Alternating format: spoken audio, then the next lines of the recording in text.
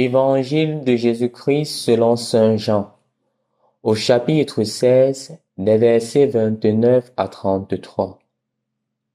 En ce temps-là, les disciples de Jésus lui dirent: Voici que tu parles ouvertement et non plus en images.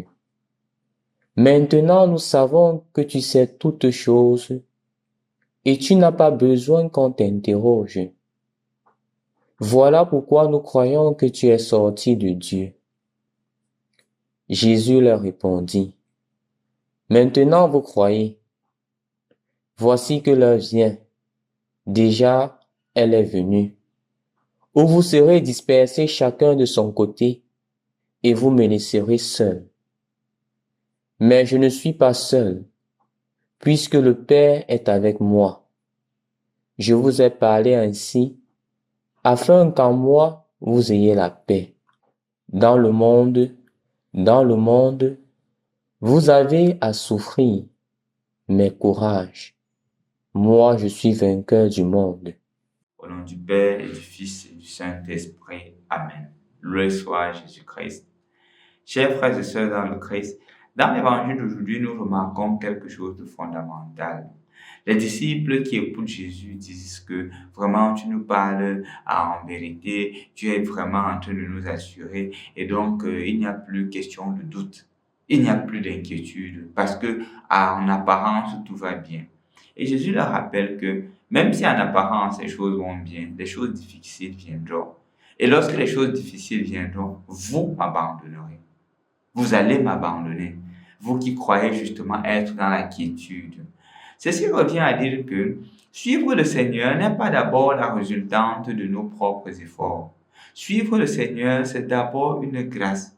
Et chaque fois que nous suivons le Seigneur, nous devrions toujours demander au Seigneur la grâce de le mettre au centre. La grâce de ne jamais nous centrer sur nous-mêmes, mais nous centrer sur Dieu. C'est justement le challenge qui habite tout chrétien. C'est le challenge qui habite toute personne qui a la suite du Christ. Ne jamais se centrer sur soi. Parce que le gros danger, chers frères et sœurs dans le Christ, c'est toujours de dire « je suis le Seigneur ». Et quand c'est le je qui prend la première place, les difficultés adviennent, on oublie que nous sommes des serviteurs. C'est pour cela que dans l'évangile d'aujourd'hui, Jésus dit clairement que vous m'abandonnerez, vous me laisserez seul. Mais moi, je ne serai pas seul, parce que le Père est avec moi. Il sait qu'il a ce sur quoi s'appuyer. Il sait qu'il a le tronc, la racine sur laquelle il est planté. Et il sait que puisque je suis en le Père est en moi, rien ne m'arrivera. Même les moments difficiles ne me feront pas changer d'avis. Je crois que c'est ce que nous devrions demander au Seigneur.